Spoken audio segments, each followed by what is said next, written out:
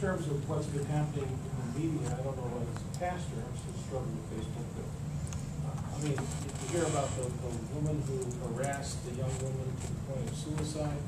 I have a daughter now who's struggling with people who are coming after her, even though, I mean, it's got an ugly side to it. Right, it does. The online bullying is absolutely an issue. And on your link sheet, it's just a random, like, before I go, I need to put all these links down, so I'm going to mention a bunch of stuff, and they're going to say, what were those links? And so I did a sheet, and it will also be online. If you hear me say other links that I did not put on that sheet, write them down. There's this sheet right here. I'll hold it up. This one right here. All right, just sort of went through my my bookmark. Oh, they wanted this, and this will be a good one for them. And I'll mention this one.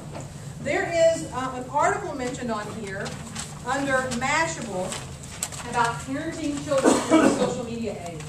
Mashable.com is a great place for reading. Oh, you don't have that on there? Yes, you do. It's on the other side. Mashable. Turn it over. So that gets to this idea that it is what's happening, so we need to be smart about how we are participating in it. My 12-year-old daughter, you have to be 13 to be on Facebook, has been on Facebook for at least a year.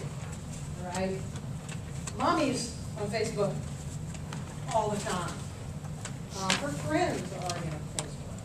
The rule was and is, I have to be your friend. You can't block anything from my view, and I have all your passwords.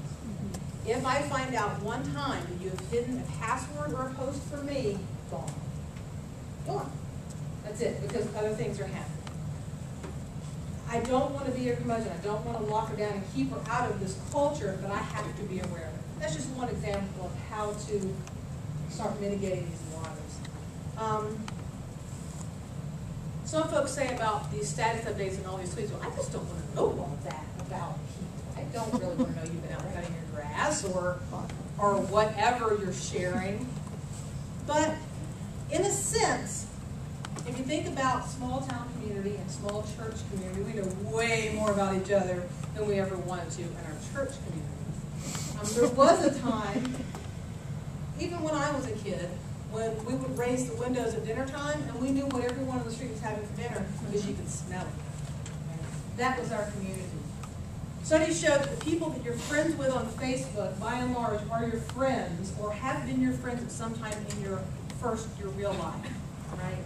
And so what you're doing is you're reconnecting with folks.